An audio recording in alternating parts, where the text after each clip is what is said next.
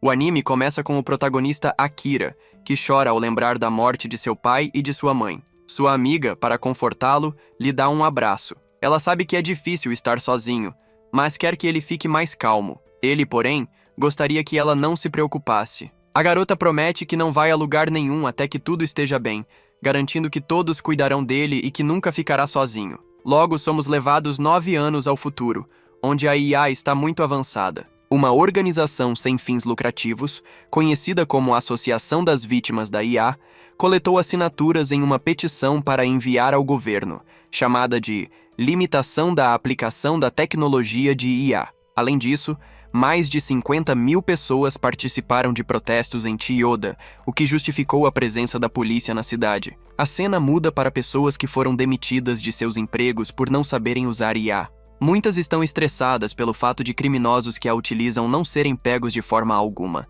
Em seguida, a cena foca em Towa, que pergunta sobre o que pensam da IA. A própria IA responde que é capaz de localizar, analisar e organizar dados autonomamente, de acordo com sua configuração. No entanto, as pessoas dizem que ela não possui o conceito de alma ou espírito. Mas, no fim das contas, as almas humanas não passam de sinais elétricos produzidos pelos órgãos.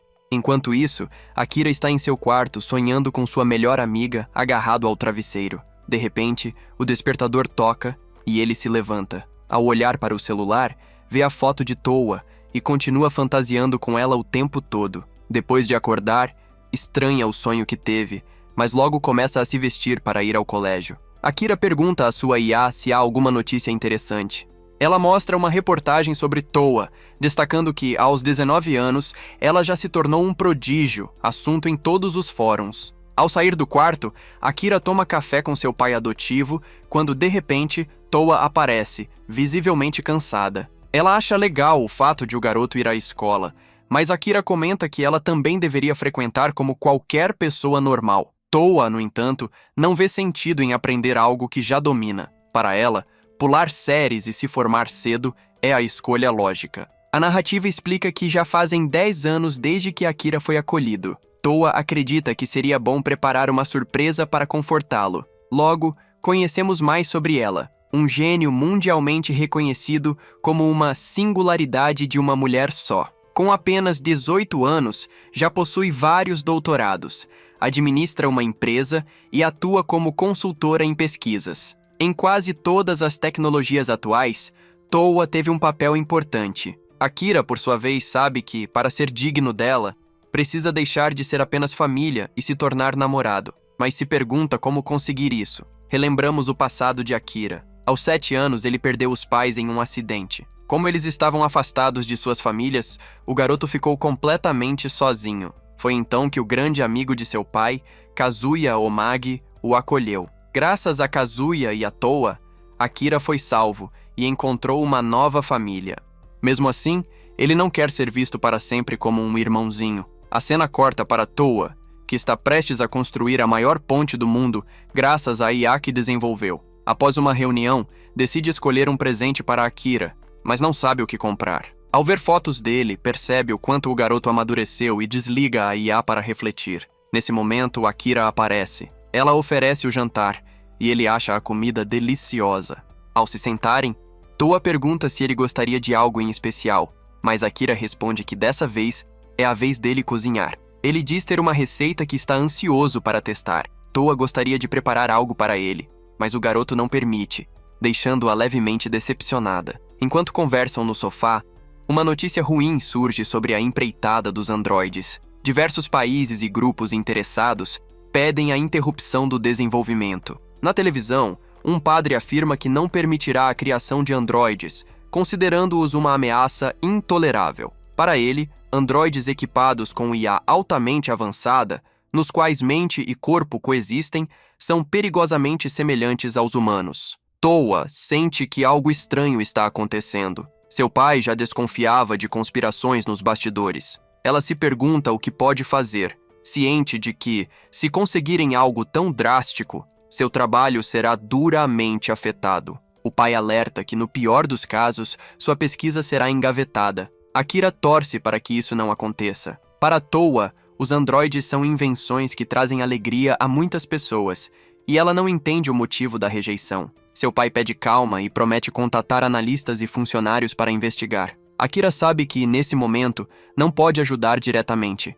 No quarto, ele pergunta à sua IA a probabilidade de cancelarem o projeto de Towa. A resposta é de 82%. O que levaria 5 anos para ser feito, poderá ser concluído em 20. Logo, o pai de Towa aparece e pede que Akira mantenha a calma e seja um apoio em que ela possa confiar. Akira decide estudar todos os dias, mesmo sabendo que suas chances são mínimas. Seu objetivo é manter o ânimo de Towa, tentando diferentes formas de incentivá-la. Mais tarde, o pai explica que as chances de reverter a situação são mínimas, pois empresas rivais também votaram contra, alegando que o projeto ia contra os princípios da igreja. Isso enfraqueceu ainda mais a posição da garota. Algum tempo depois, Akira a convida para ir ao zoológico. Towa, deitada na cama, questiona sua IA se o que está acontecendo é realmente justo. A IA a aconselha a manter a calma e sugere que esse é o momento certo para falar de seus sentimentos. A garota sai correndo para escolher uma roupa. No dia seguinte, eles se divertem bastante no zoológico, assistem a um filme e, ao final, Akira a leva a uma casa de massagem, onde ela se sente muito bem. Mais tarde, eles se encontram para conversar. Akira, envergonhado, entrega um presente que ele mesmo fez usando tecnologias de Android. Towa fica muito feliz. Ele confessa que estuda suas IA o tempo todo para poder ajudá-la, e isso a emociona.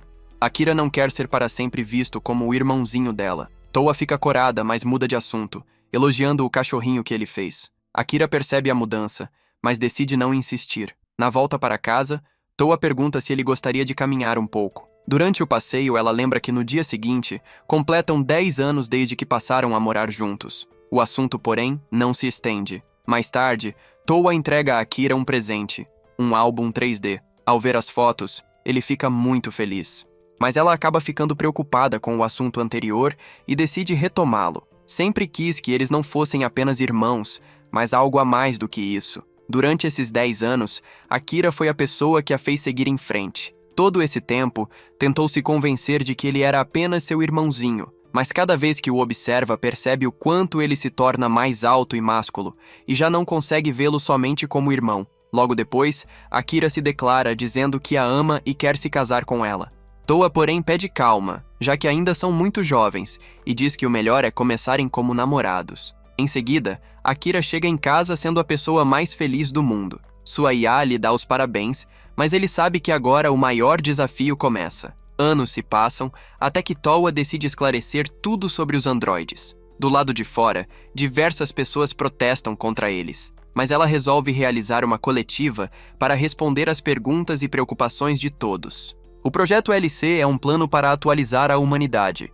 Ao incorporar um dispositivo de IA dentro do corpo, utilizando tecnologia cibernética, cada pessoa poderia acessar a IA em tempo real, 24 horas por dia. Uma rede conectada estaria sempre disponível para oferecer apoio. Para tornar isso possível, contam com a colaboração das maiores mentes de cada área.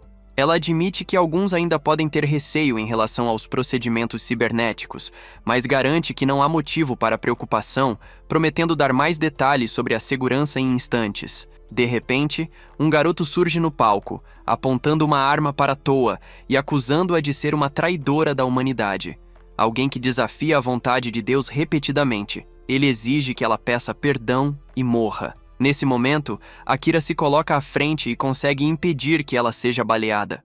Mesmo caído, o agressor atira 2 vezes contra Towa, mas os disparos acabam atingindo Akira. No chão, ele pede desculpas por tudo o que aconteceu. Ao desmaiar, desperta como veio ao mundo e, ao olhar ao redor, percebe que o mundo está em ruínas. Assim termina o primeiro episódio. Depois de alguns instantes, Akira ainda não conseguia acreditar no que estava acontecendo. Seus olhos vagavam pelo ambiente, atordoados, quando percebeu uma garota à distância, que o observava fixamente e pronunciava seu nome em voz clara. Ele, porém, pensava consigo mesmo que tudo aquilo não passava de um sonho. Afinal, sentira dor ao cair, além de uma leve tontura, mas nada parecia real. O que está acontecendo comigo? Questionava em pensamento. Recordava-se de ter saído de algo parecido com uma cápsula, talvez um equipamento médico, embora não tivesse certeza. Nesse exato momento, vozes ecoaram próximas, e ele viu um homem se aproximando acompanhado da mesma garota. A maneira como falavam soava estranha, e Akira mal compreendia, mas foi surpreendido quando o homem o chamou de sábio. Disseram que haviam chegado ali depois do terremoto que abalara as ruínas. Akira tentou se erguer, porém seu corpo estava fraco demais. Suas pernas cederam e a escuridão tomou sua visão. Pouco depois, escutou novamente a voz feminina e abriu os olhos. Estava sendo transportado dentro de uma carruagem. Ainda confuso, levantou-se com dificuldade e agradeceu pela ajuda que estava recebendo. Pensou consigo que talvez o estivessem confundindo, pois seu nome era apenas Akira. O homem, então, se apresentou como o líder de uma aldeia próxima, e a garota, sua filha Ide. Ambos lhe explicaram que ele era considerado um sábio porque havia sido encontrado adormecido dentro da cápsula. E desde então toda a aldeia o venerava por seu suposto conhecimento. Segundo diziam, a Ordem de Uia sempre havia supervisionado aquelas ruínas e garantido que ele permanecesse sob cuidado. Mesmo assim, Akira não conseguia entender. Seus pensamentos voltaram imediatamente a Towa, e ele se perguntava aflito se ela estaria bem. Ao ouvir o nome do destino para onde estavam seguindo, uma lembrança forte tomou sua mente. Aquele era um lugar que costumava visitar com Towa e seu pai. Porém, a lembrança logo se tornou dolorosa quando a visão da destruição o atingiu. Uma forte dor de cabeça latejou em sua mente, forçando-o a se deitar, desejando que tudo aquilo fosse apenas um pesadelo. Mais tarde, ele despertou em uma casa simples, onde foi recebido com alegria por uma mulher que parecia feliz em vê-lo de pé. Akira perguntou em que lugar estava, e Uia lhe respondeu que se encontrava em sua própria residência, pedindo que se sentisse confortável. Ele agradeceu com sinceridade. Horas se passaram entre conversas e refeições, mas em certo momento todos os presentes ficaram atônitos com as coisas que Akira dizia, pois mencionava elementos de um tempo que já não existia. Quando questionou por quanto tempo acreditavam que ele havia dormido, nenhum deles soube responder. Eram apenas camponeses, sem conhecimento da história. Contudo, afirmaram que seria necessário relatar tudo a Uia. Akira, surpreso, perguntou quem era essa instituição. Explicaram que Uia governava o mundo atual. Os países já não existiam, haviam sido substituídos por essa ordem que extinguira os antigos governos, colocando fim às guerras e instaurando uma paz que parecia inquebrável. Akira ficou chocado com tal revelação. Alguns homens insistiram que o relato deveria ser feito o quanto antes, temendo punições, pois já haviam ocorrido casos de pessoas castigadas por ocultarem relíquias. Guiales, por outro lado, ponderou que Akira havia acabado de despertar e não compreendia bem o mundo em que estava. Taverina apoiou essa ideia, dizendo que seria melhor ajudá-lo a se adaptar antes de qualquer decisão. A postura obediente de todos para com esse raciocínio deixou Akira impressionado. Quando a noite chegou, a maioria repousava, mas Akira não conseguiu dormir. Suas perguntas não paravam. Saiu para tomar ar fresco, percebendo pelo calor que era verão. De longe, via as luzes de outros povoados brilhando no horizonte. Uma tristeza tomou seu peito ao pensar em Towa. Lágrimas escorreram silenciosamente. O que mais o surpreendeu foi notar, de relance, a figura da garota de antes, observando-o da torre de vigia. No dia seguinte, ele decidiu conversar com Id em busca de respostas. Foram juntos até um mercado, onde Akira percebeu que os produtos e técnicas lembravam o século XVIII. Havia moedas em circulação, e ele concluiu que o valor delas devia ser regulamentado pela própria Uia. Pediu a Id um lugar onde pudesse encontrar livros, e ela o levou até a escola. O tempo todo, outra garota o seguia, fingindo comprar objetos. Akira folheou alguns livros infantis, mas nada do que encontrou lhe parecia útil. Perguntou então se existia uma forma de se comunicar diretamente com os membros de Uia. Irritada, Id respondeu que detestava aquela instituição, chamando-os de arrogantes e violentos. Naquele instante, viram uma celebração em uma igreja. Akira perguntou o que acontecia, e Id respondeu que era uma união, embora ele enxergasse apenas mulheres no ritual. Confuso, quis saber o que era exatamente aquela cerimônia.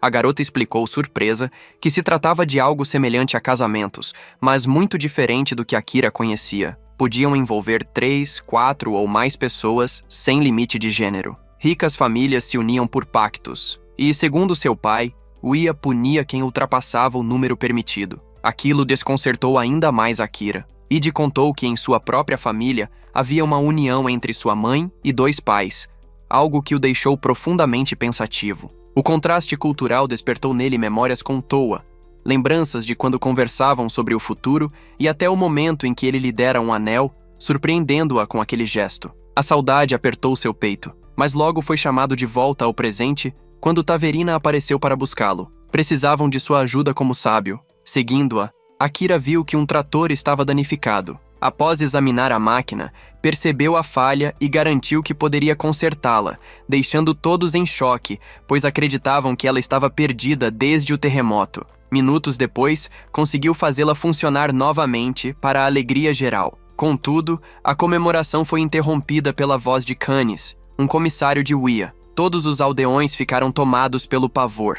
Ele elogiou a habilidade de Akira, mas logo anunciou que deveria levá-lo, chamando-o de artefato de interesse de Wia e declarando que não deveria ser tratado como um civil. Wia tentou impedir, mas Canis reagiu furioso e disparou contra sua perna, acusando-o de traição por não ter relatado a existência de Akira. Além disso, disse que levariam também sua filha como testemunha. Taverina protestou com firmeza, declarando que não permitiria.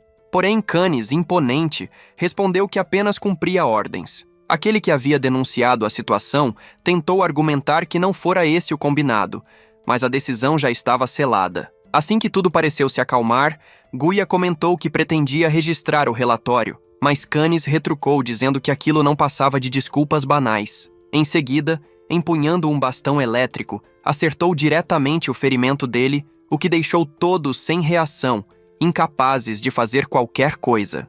Algumas horas depois, o protagonista já seguia em um vagão ao lado de Ichi e Wi. Este, cabisbaixo, pediu desculpas, dizendo que a culpa de tudo aquilo era dele. Porém, assim que o trem parou, Canis ordenou que os moradores desembarcassem, deixando apenas a relíquia naquele vagão. Sem hesitar, ordenou ainda que seus guardas executassem todas as testemunhas e retornassem à vila para eliminar o restante, já que havia decidido que ninguém que tivesse conhecimento da relíquia poderia sobreviver. O protagonista, sentindo-se cada vez mais impotente, pensou que Canis era um monstro. Ele, no entanto, apenas riu, afirmando que todos lhe obedeceriam de qualquer forma. Nesse instante, Akira escutou uma voz mandando que se abaixasse, justamente no momento em que todo o vagão foi destruído. Ele então viu a silhueta de uma garota que, em um piscar de olhos, correu até Canis e o atingiu com força devastadora, lançando-o contra as ruínas. Furioso, Canis rugiu que ninguém deveria atravessar o seu caminho. Confuso, Akira questionou quem aquela garota era e por que havia o salvado. Ela respondeu dizendo que ele ainda estava preso em uma realidade do antigo Japão e garantiu que poderia libertá-los, mas precisaria que confiassem nela e aceitassem sua proposta. Kira, sem alternativas e desesperado por ajuda, concordou de imediato e pediu que ela o auxiliasse. A garota então ordenou que procurassem um local seguro. No mesmo momento, os soldados abriram fogo, mas um escudo invisível bloqueou todos os disparos, devolvendo as balas contra eles próprios. Em seguida, a jovem avançou com grandes saltos em direção aos inimigos mais distantes, eliminando-os com cortes rápidos e movimentos precisos. As balas não a afetavam graças à barreira protetora, o que deixou Akira e seus companheiros em estado de choque diante de tanto poder. Logo, ela se aproximou novamente de Canis, dizendo que sua organização era inútil. Percebendo-se encurralado, ele tentou fugir de qualquer forma, mas aquilo apenas decepcionou a garota, que o chamou de perdedor. Nesse momento, Akira conseguiu reagir e acertou um dos soldados antes que ele disparasse contra ela. Canis, porém, surgiu novamente dentro do trem empunhando uma metralhadora, determinado a não ser superado. A garota, irritada, desviou dos disparos com agilidade impressionante, até que seu corpo começou a se transformar. Ela firmou os pés no chão e, em seguida, moldou a própria mão em forma de canhão, disparando uma rajada incandescente capaz de derreter até o metal mais resistente. O ataque atravessou até uma montanha próxima, deixando para trás uma cratera colossal. Atônito, Akira murmurou que ela não podia ser humana. A garota confirmou, revelando ser uma androide chamada Yuguri, o que deixou o protagonista ainda mais confuso. Ela então se aproximou dele com serenidade, afirmando que lhe devia um favor, já que havia feito uma promessa. Ao retirar o disfarce e revelar o rosto, Kira ficou paralisado, pois era idêntico ao de Toa. Yuguri, com firmeza, declarou que eles deveriam se casar. E assim termina o resumo de hoje.